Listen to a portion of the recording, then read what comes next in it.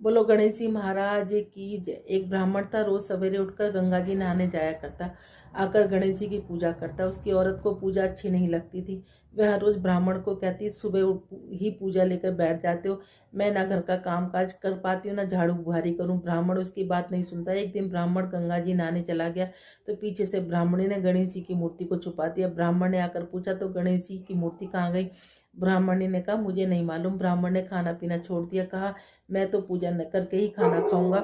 ब्राह्मणी ने बहुत समझाया कि खाना खा लो, पर ब्राह्मण ने खाना नहीं खाया, रोने लग गया। दोनों को लड़ते लड़ते देख गणेश जी की मूर्ति हंसने लगी।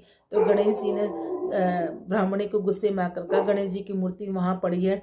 उसने ब्राह्मण ने गणेश जी की पूजा करी। मूर्ति ने कहा, मेरी सेवा करते करते बहुत दिन हो गए, कुछ मांग लो। ब्राह्मण ने कहा, अन्न मांगू, धन मांगू, दुनिया में जितना सुख है सब मांगू।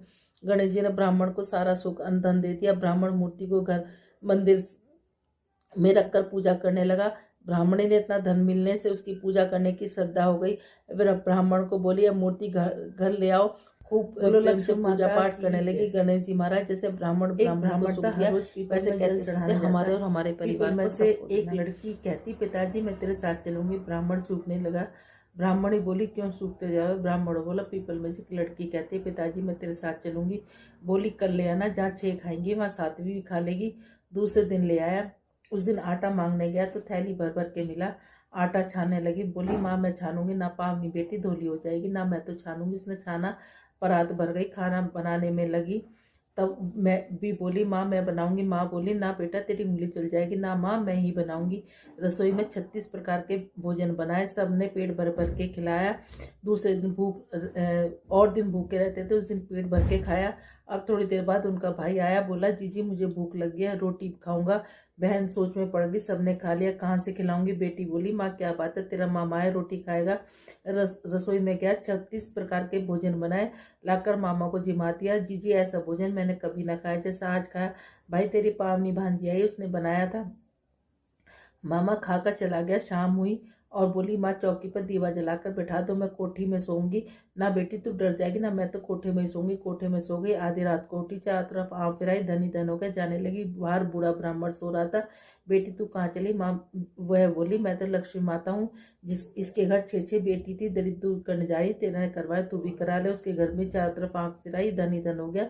सवेरे उठकर ढूंढने लगे, पावनी बेटी कहाँ गई? ब्राह्मण बोला, वह तो लक्ष्मी माता थी, तेरे साथ साथ मेरा भी दिल दर्द दूर करी है। लक्ष्मी माता जैसे उसके दिल दर्द दूर करे, वैसे कहते सुनते सबके करना, और हमें और हमारे परिवार के सबके करना। बुढ़िया माई थी, तुलसा माता की पूजा क्या करती? कहती, तुलसा माता तू सुखदाता, मैं बिरला सींचू तेरा, तू कर निस्तारा मेरा। पार दे पिटम्बर दे, विश्वनाथ के घाट दे, चटके की चाल दे, पटके की मौत दे, कृष्ण जी का कंधा दे, वृंदावन का वास दे, मीठा मीठा ग्रास दे, वैकुंठ का वास दे, कार्तिक का महीना दे, काशी का दिन दे, कार्तिक माह बैसाख का महीना दे, 81 का दिन दे। आए कृष्ण जी भगवान, इतनी औरतें आती हैं तुम्हारे को लाड़ चाव करती हैं, पूजा पाठ करती है, कार्तिक माह बैसाख में तुम्हारी पूजा पाठ करती हैं, फिर भी तुम सूखती जा रही हो। कहने लगी, तुलसा मैया बोलने लगे कि मैं सब कुछ तो दे दूंगी, लेकिन तुम्हारा कंधा कहाँ से दूंगी? तो भगवान ने कहा कि कोई बात नहीं। उन्होंने एक घंटी दे दी कि इसे बजा देना, मैं चलाऊंगा। एक दिन उसने सोचा, घंटी बजा के देखो तो सही, कहीं आते क्या नहीं आते कृष्ण जी भगवान। उन्होंने घंटी बजाई, आए कृष्ण जी भगवान, क्या बात है? कि कुछ नहीं, कि कुछ तो बात है, कि ऐसे ऐसे वो तुम्हारा कंधा मांगती है। कहने लगे कि ठीक है। अब एक दिन बुढ़िया माई तुलसा माता ने घंटी बजाई, सोचने लगी देखो कृष्ण जी भगवान आते कि नहीं आते। उन्होंने घंटी बजाई, कृष्ण जी भगवान आ गए। कहने लगी, क्या बुढ़िया माई मर गई? कि नहीं, मैं तो इसलिए आया हूँ कि तुम आते कि नहीं आते, मैंने घंटी इसलिए बजाई थी। एक दिन बुढ़िया माई सचमुच में मर गई, किसी के उठाए से न उठती। सब कहने लगे सवेरे उठ कर, जिन क्या पाप घाट की माला फेरती थी जो इतनी भारी होगी, किसी के उठाए से न उठती। आए कृष्ण जी भगवान, देखो तो सही दुनिया में क्या डंडोल है कि एक बुढ़िया माई मरी पड़ी है। वो कहने लगे मैं भी देख लूँ। सबने कहा इतने बड़े बड़े योद्धाओं से तो उठे नहीं, तुम जैसे बालक से क्या उठेगी? एक कहने लगा इसे भी अपने मन की करने दे। कहने लगी कि अच्छा। वो जाके कहने लगे, कृष्ण जी भगवान ने उसके कान में कहा, बुढ़िया माई मैं आ गया। कहने लगी ऐसे नहीं, मोर मुकुट पीताम्बर पहने, हाथ में मुरली बजाते, सबके सामने दर्शन दो। उन्होंने मोर मुकुट पीताम्बर पहने, हाथ में मुरली बजाते, सबके सामने दर्शन दिए। जैसे तुलसा मैया, कृष्ण जी भगवान तुमने उनको दर्शन दिए, वैसे कहते सुनते हमारे और हमारे परिवार को सबको देना था। की जय। गंगा जमुना माई की जय। ठीक। एक बार गंगा जमुना किसान के खेत से जा रही थी। तो जमुना माई ने 12 दाने तोड़े। तो गंगा माई कहने लगी तूने तो 12 दाने तोड़े, तो ये तो चोरी का पछावन लग गया। वो कहने लगी कि कैसे उतरेगा, तू सेठ के यहाँ 12 वर्ष नौकरी कर ले। उसने सेठ के यहाँ 12 वर्ष नौकरी कर ली। और उसने सेठ से जाके कहा कि मैं तेरे घर 12 वर्ष नौकरी करूंगी, लेकिन बर्तन नहीं मांजूंगी, झाड़ू नहीं लगाऊंगी, दिया नहीं चासूंगी। उसने कहा बहुत काम करने वाली है, जरा जो काम दिल करे वो काम कर ले। और जमुना माई वहाँ रहकर काम करने लगी। 12 वर्ष बाद आया गंगा का नहान, गंगा का मेला लगा बड़ा। तो वहाँ जाके सेठ सेठानी गंगा नहाने जाने लगे। तो वो कहने लगे कि तुम भी चलो, कि नहीं, कि मैं नहीं जाऊँगी। कि उन्होंने कहा कि मेरा ये सोने का टका मेरी बहन गंगा को दे देना। अब किसान वहाँ जाके नहाए धोए और जाके उन्होंने आवाज़ लगाई, हे गंगा माई तेरी बहन जमुना ने सोने का टका दिया है। गोरी गोरी भैया हरी हरी चूड़ियाँ पहने, 2 हाथ निकले। उन्होंने कहा उसका कहना 12 वर्ष पूरे हो गए। उन्होंने जाकर कहा कि ये 12 वर्ष पूरे हो गए। तो कहने लगे कि ठीक है। अब उसने आके कहा गंगा जी से आके सेठ सेठानी ने कहा कि तुम्हारे 12 वर्ष पूरे हो गए। वो सहस्त्रधारा भर के बह निकली। सेठ सेठानी बड़ा दुख मनाने लगे, औंधे पड़ गए कि हमसे तो बड़ा दोष लग गया हमें तो, क्योंकि हमने जमुना माई से काम कराया। अब गंगा माई ने पूछा कि तूने कुछ कह के आई है, धीरज बंधा के आई? न मैं उन्हें कुछ कह के आई, न धीरज बंधा के आई। जाओ उन्हें कह के आना, धीरज बंधाना, कहना तुम्हारा कोई दोष नहीं है, 7 जन्म 7 पीढ़ी तुम्हारे घर में अन्नपूर्णा लक्ष्मी सरस्वती का वास होगा। जैसे गंगा जमुना मैया तुमने उनको दिया, वैसे कहते सुनते हमें और हमारे परिवार को सबको देना। बोलो गंगा। एक सास बहू थे, बेटा काम धंधा किया करता, महीने 2 महीने में घर आया करता। उसकी सास शुक्रवार की मूर्ति को सिंहासन पर लेकर बैठ गई। एक दिन सास बोली, बहू मैं तो तीर्थ करने जाती हूँ, तू शुक्रवार की पूजा कर लेना। सास चली गई। बहू ने नहा धोकर काम धंधा करके खा पी लिया। शुक्र महाराज को गुस्सा आ गया, तरह तरह की विपदा आ गई। बच्चे बहुत बीमार रहने लगे, लड़के का काम छूट गया, बीमारी में सब पैसा खत्म हो गया। घर में झाड़ू पहुंचकर शुक्र महाराज की मूर्ति को कूड़े में डाला। लड़के के बीमार हो गया। सास तीर्थ करने आई, घर आकर देखा बहुत दुख हुआ। रात को उसने सपने में शुक्र महाराज से कही, तेरी बहू ने मेरी पूजा नहीं करी थी इसलिए सारा धन नष्ट हो गया। सुबह उठकर देखा शुक्र महाराज की मूर्ति नहीं है। सास बहू से बोली कि शुक्र की मूर्ति कहाँ है? बहू बोली मुझे नहीं पता। सास घर बुहार कर कूड़ा फेंकने गई, मैं शुक्र महाराज की मूर्ति पड़ी मिली, उठाकर लाई, नहला धुला कर बड़े प्रेम से पूजा करी, आरती करी, विनती करी। सास बहू दोनों शुक्रवार के व्रत करने लगी। लड़के का काम धंधा लग गया, बीमारी ठीक हुई। बेटा बोला हमारी बुद्धि खराब हुई थी जो हमने कूड़े में शुक्र महाराज की मूर्ति फेंक दी। सास बोले शुक्र महाराज जैसे बेटे बहू से रूठे वैसे किसी से न रूठना, जैसे सास पे वैसे सबके से न। बोलो शुक्र महाराज की जय। हेलो, राधे राधे सखियों। ये बड़ा पावन महीना शुरू होने वाला है 27 तारीख से, मंगलवार से, जिसको बैसाख महीना, जैसे कार्तिक का महीना होता है, माह का महीना होता है, ऐसी विष्णु भगवान लक्ष्मी माता का बैसाख का महीना होता है। इस महीने में भी स्नान, दान, जप, तप, जोत, बत्तियाँ, उसका बड़ा महत्व होता है। तो बैसाख की कहानियाँ होती हैं। आप मेरे चैनल पे हर रोज़ बैसाख की कहानी, महात्म और आरती सब कुछ आपको मिल जाएगा। बैसाख की एक कहानी, इसमें एक बंदरिया की कहानी का बड़ा महत्व है। कहते चाहे तुम बैसाख नहाओ चाहे ना नहाओ, लेकिन बंदरिया वाली कहानी सुबह सुनने से ही उसका बहुत आपको लाभ मिलेगा। एक राजा था, वो बैसाख नहाया करता था। उसने पूरे अपने नगर में सबको कहलवा दिया कि कोई भी मेरे नहाने से पहले गंगा जी में स्नान नहीं करेगा। लेकिन गंगा जी के किनारे पे एक पेड़ था जिस पे एक बंदरिया रहती थी। वो राजा के आने से पहले ही पानी में चली जाती और नहा के वापस अपने पेड़ पर चढ़ जाती। राजा जब आता तो उसको पानी हिलता हुआ दिखता और कहीं कहीं पर पानी के छींटे भी पड़े हुए दिखते। राजा बड़ा परेशान, उसने अपने सैनिक लगा दिए कि हर कोई जाके देखो कि कौन है। सैनिकों ने बहुत देखा, पहरा बिठा दिया, लेकिन उनको नहीं मिला। जब बैसाख का महीना ख़त्म होने वाला था तो एक दिन एक सैनिक को दिखाई दिया कि कोई एक बंदरिया आती है, पेड़ के ऊपर से उतर के आती है और नहा के फिर वापस ही पेड़ पर चढ़ जाती है। वो उस बंदरिया को पकड़ के राजा के पास ले आया। राजा के पास लाने के बाद उसने कहा कि महाराज, ये बंदरिया आपके नहाने से पहले नहा लेती है। राजा ने प्रण ले रखा था कि कोई भी स्त्री जाति होगी तो अगर वो बैसाख मेरे से पहले नहा रही होगी तो मैं उससे शादी कर लूँगा। राजा ने अपने प्रण के अनुसार उस बंदरिया से शादी कर ली। बंदरिया से शादी कर ली। बैसाख नहाने के महत्व के कारण वो बंदरिया पेट से रह गई। अब वो राजा से कहने लगी कि 9 महीने बाद जब मेरे बच्चा होगा तो मैं क्या करूँगी, क्योंकि राजा के कोई संतान नहीं थी। राजा की और 2 रानियाँ थीं, वो निसंतान थीं। तो राजा ने कहा कि मैं तुम्हारे महल से और अपने वहाँ तक राज दरबार तक एक घंटी बंधवा देता हूँ, और जब वो घंटी तुम्हारे दर्द होने शुरू हैं, तुम्हारे बच्चा होना शुरू है, तो वो घंटी बजा देना। कहने लगी ठीक है। महल में रानियों ने देखा तो कहने लगी कि बंदरिया से पूछा कि ये घंटी कैसी है, कि ये घंटी राजा जी ने बंधवाई है कि इसलिए कि जो ना जब मेरे बच्चा होगा तो राजा जी आके मतलब आ जाएंगे। अब वो रानियों ने कहा एक बार बजा के देखो तो सही कि राजा जी आते कि नहीं आते। उन्होंने कहा ठीक है। रानी ने वो घंटी बजा दी। अब वो बजा दी तो राजा आ गए कि क्या हुआ। कहने लगी मैंने तो बजा के इसलिए देखी थी कि आप आते हो कि नहीं आते। अब जब उसके दर्द होने लगे तो उसने घंटी बजाई तो रानियों ने बीच में ही रोक लिया कि वो तो जानवर है, उसने ऐसी बजा दी होगी। राजा वापस चला गया। अब वो रानियों से पूछने लगी कि अब मेरे को दर्द हो रहा है, मैं क्या करूं। कहने लगी अपनी आंखों पे पट्टी बांध लो और अपना सिर ओखली में दे दो। उन्होंने ऐसे ही किया। बैसाख के नहाने के कारण उसको बड़ा सुंदर ही एक बालक लड़का पैदा हुआ। अब रानियों ने क्या करा कि वहाँ पर एक मांस के लोथड़े को घी उसके खून से लपेट के रख दिया और लड़के को ले जाकर अपनी दासी को कहा कि इसको जाके नदी के जल में प्रवाहित कर दो। अब राजा आया तो उसने कहा कि क्या हुआ। कहने लगी कुछ नहीं हुआ, बंदरिया ने एक मांस का लोथड़ा पैदा किया है। राजा कहने लगा कि जब मेरी रानियों के नहीं हुआ तो बंदरिया के कहाँ से होगा। उधर जो दासी थी वो उसको फेंकने के लिए गई, लेकिन वो बालक इतना सुंदर था कि उससे फेंका नहीं गया। वहाँ पर कोई कुम्हार मिट्टी खोद रखी थी, उसके वहाँ पर रखाई। कुम्हार कुम्हारी आई, उनके कोई वो भी नहीं संतान थी। उस बालक को देख कर उसका लालन पालन करने लगी। लेकिन बैसाख के महीने और विष्णु भगवान की कृपा से उसको अपना सब कुछ याद था कि मैं एक बंदरिया के पैदा हुआ। उसको थोड़ा थोड़ा स्मरण अपने आप ही सपने में आने लग गया था। एक बार उसने अपनी माँ से कहा कि माँ मेरे को भी हाथी घोड़े बना दो। कहने लगी ठीक है। उसने हाथी घोड़े बना के और वो पनघट पर जाकर बैठ गया जहाँ पर रानी की दासियाँ पानी भरने आती थी। कहते थे मेरे मिट्टी के हाथी घोड़े पानी पी लो। अब रानी की दासियाँ हंसने लगी, कहने लगे कहीं मिट्टी के हाथी घोड़े भी पानी पीते हैं। अब उसने कहा कि कहीं बंदरिया भी मांस का लोथड़ा देती हैं। तो अब वो समझ गई।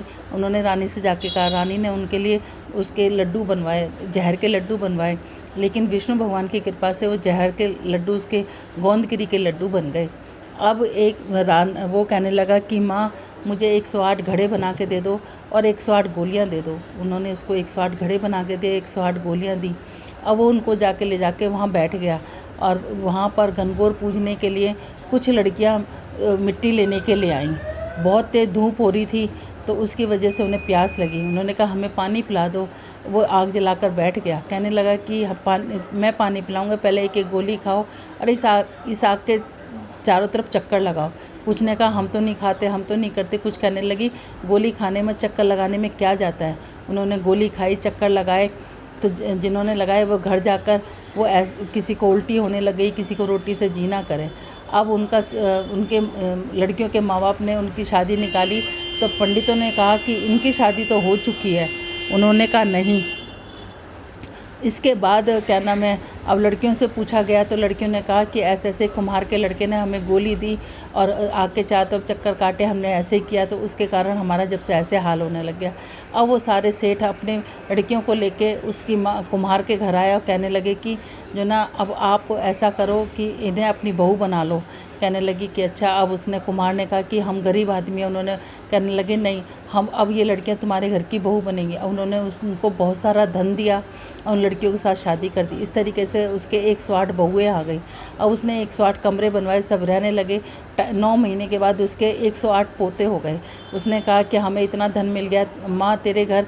राजकुमार कहने लगा हमें इतना धन मिल गया और माँ तेरे घर 108 बेटे हुए, तो ऐसे कर कि तू पूरे नगर में इस राजा के घर पे खाने के लिए भिजवा। उसने कहा ठीक है। राजा के घर पे न्योता भेजा, पूरे नगर में राजा भी आया। अब वो राजा बंदरिया को नहीं लेके आया तो उसने कहा कि आप बंदरिया को क्यों नहीं लेके आए। उसने बीचों बीच सोने का एक सिंहासन बनवाकर उसमें गलीचा बिछवा दिया, मखमल के गलीचे बिछवा दिए। उसने कहा कि चलो बंदरिया को बुलवा लो। उन्होंने बंदरिया को बुलवा लिया।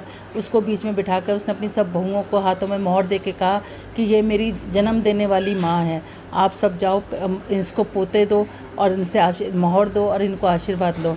अब रानियाँ समझ गई कि ये वो ये। रानी रूठ रूठ के जाने लगी कि हमसे ज़्यादा ये बंदरिया की आओ भगत क्यों कर रहा है।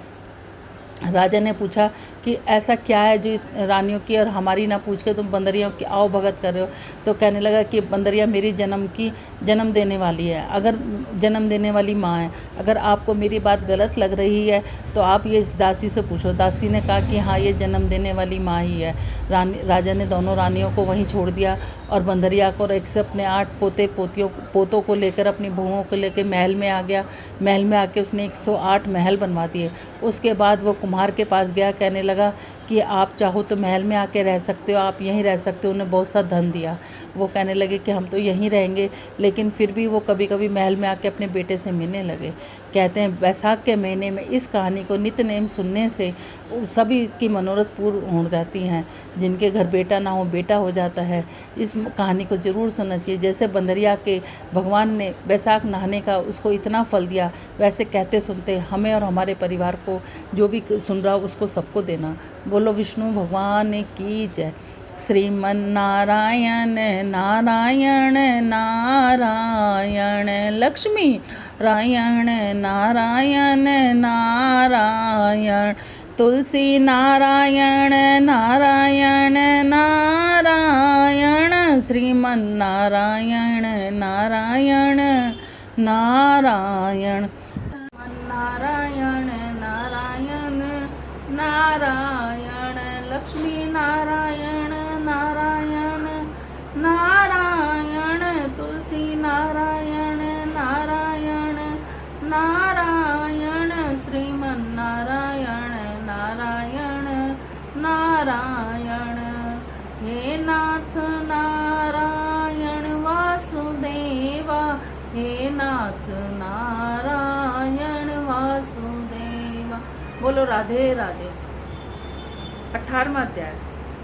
श्रुतदेव जी ने कहा, बैसाख माह की संक्रांति का पूजन अत्यंत कल्याणकारी होता है। जो मनुष्य संक्रांति पूजन नहीं करते वे घोर नरक व पिशाच योनि को प्राप्त होते हैं। इसका एक पुरानी ऐतिहासिक इतिहास है। गोदावरी के तट पर ब्रह्मेश्वर क्षेत्र में दुर्वासा ऋषि के 2 शिष्य रहते थे। उनका एक नाम था सत्यनिष्ठा, दूसरे का नाम था तपोनिष्ठा। सत्यनिष्ठा कर्मकांडी बैसाख धर्म का पालन करने वाला, पवित्र हृदय ईश्वर उपासक व अपने धर्म अनुसार आचरण करने वाला सत्य हृदय संत था। उसके विपरीत तपोनिष्ठ अत्यंत दुराग्रही था। वह बैसाख धर्म का पालन नहीं करता था। कहीं बैसाख धर्म का हवन आदि होता दिख पड़ता तो उस स्थान को छोड़कर निकट नहीं जाता था। तुरंत उसकी मृत्यु के पश्चात पठनीसपुर के जंगलों के निकट समी के वृक्ष पर वह छिंदकर्ण नाम वाला एक पिशाच बन गया। एक दिवस सत्यनिष्ठा उस मार्ग से निकला। वहाँ उसे बुरी दशा में भूख प्यास से हाल बेहाल व्याकुल छिंदकर्ण पिशाच दिखाई दिया। सत्यनिष्ठा ने छत विषित छिंदकर्ण से पूछा कि तुम कौन हो, तुम्हारी ऐसी घृणित दशा का क्या कारण है। व्याकुल पिशाच बोला, हे तपस्वी, मैं पूर्व जन्म में दुर्वासा ऋषि का शिष्य था तथा मेरा नाम तपोनिष्ठ था। अपने मनुष्य योनि में मैंने कोई भी शुभ कार्य मनुष्य योनि में अपने कोई भी शुभ कार्य नहीं किया। बैसाख धर्म का पालन भी नहीं किया। व्रत भजन पूजन भक्ति यज्ञ आदि से विमुख रहा। अतः मैं अपने पाप कर्मों के कारण मृत्यु के पश्चात वर्तमान पिशाच योनि पाई है तथा अनेक वर्षों के पश्चात ही अग्नि में जल रहा हूँ तथा कष्ट पा रहा हूँ। सत्यनिष्ठा ने बताया कि उसका मित्र तपोनिष्ठ तथा दुर्वासा ऋषि का शिष्य था। तत्पश्चात उसने पिशाच को दोनों हाथों से उठा लिया तथा बैसाख धर्म के विषय में बतलाया तथा अपने शुभ कर्मों का फल उसे अर्पण कर दिया। शुभ कर्मों के फल प्राप्त होते ही तपोनिष्ठा की पिशाच योनि से मुक्ति मिल गई और सर को चला गया। बोलो बैसाख महात्म की जय। श्रीमन नारायण नारायण नारायण, लक्ष्मी नारायण नारायण नारायण, तुलसी नारायण नारायण नारायण, श्रीमन नारायण नारायण नारायण। बोलो राधे राधे। राधा की पायल छम छम बाजे, छम छम बा। राधा रानी नाचे, श्याम ने छेड़ा तराना। राधा का श्याम दीवाना, श्याम ने छेड़ा तराना। राधा का श्याम दीवाना। राधा जब पायल छमकावे, कानूड़ो जट दौड़ो दौड़ो आवे, करे न कोई बहान। राधा का श्याम दीवाना, राधा का श्याम दीवाना, राधा का श्याम दीवाना। राधा श्याम ने छेड़ा तराना। राधा का श्याम दीवाना। हरी भरी उप धरती, हर्यो भर्यो उप, गूंज रयो सारो वृंदावन, गूंज रहा बरसाना। राधा का श्याम दीवाना, राधा का श्याम दीवाना, राधा का दीवाना। श्याम ने छेड़ा तराना। राधा का श्याम दीवाना। गौर बरण की राधा प्यारी, सांवली सूरत कृष्ण मुरारी, यूं क्षमा परवाना। राधा का श्याम दीवाना, राधा का श्याम दीवाना, राधा का श्याम दीवाना। श्याम ने छेड़ा तराना। राधा का श्याम दीवाना। प्रेमी भज लो राधे राधे, राधे जी तुम्हें श्याम से मिला दे, प्रेम का मंत्र सुहाना। राधा का श्याम दीवाना, राधा का श्याम दीवाना, राधा का श्याम दीवाना। श्याम ने छेड़ा तराना। राधा का श्याम दीवाना, राधा का श्याम दीवाना। राधे राधे।